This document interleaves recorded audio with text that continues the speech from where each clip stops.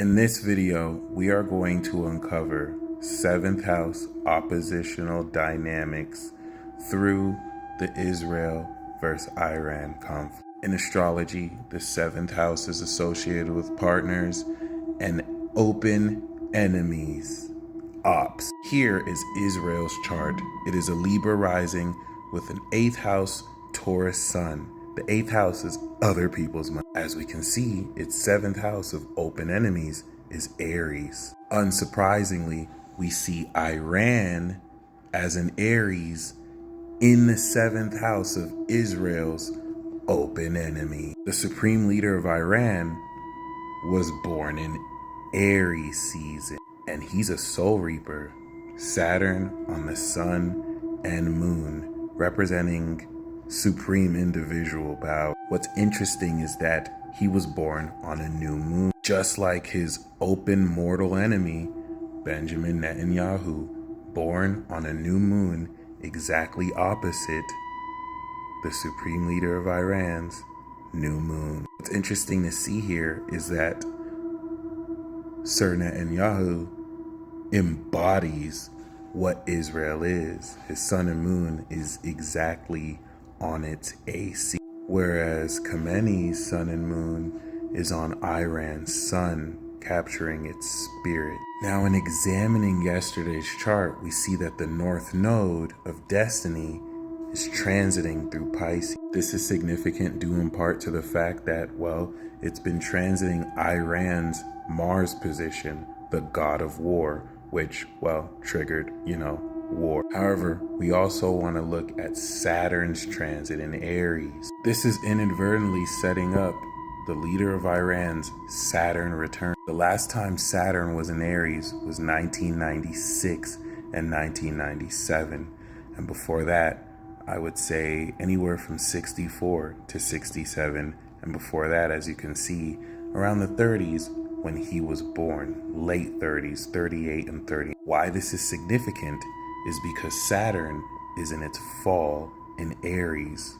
We may very well be witnessing over the next 2 years the fall of his regime. What's also interesting is to see that Netanyahu's north node is in Aries, and we know that during the north node Aries transit over the past 2 years, he initiated a lot of this conflict.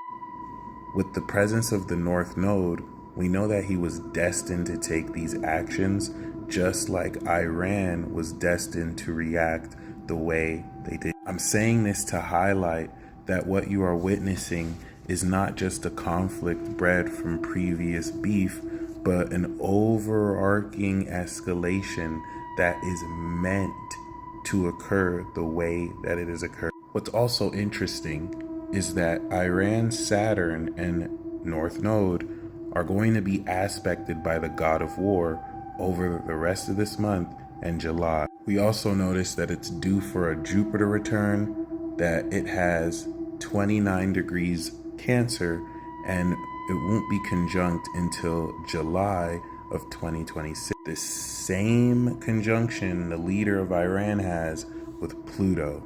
If we look at the leader of Israel's chart, he has Mars and Pluto in Leo, and he just recently went through a Mars return. If we look at Israel's chart, it also has Mars and Pluto and Saturn in Leo, which if you look at Pluto as, say, nuclear energy, it's almost as if they have it pointed at Aries here. And if you look at Iran's Pluto, you can see it's right on Israel's rising and Netanyahu's sun and moon. So we know if they did have nuclear weapons, I'm not going to say that they would immediately fire it on Israel, but they definitely have it trained there directly towards them.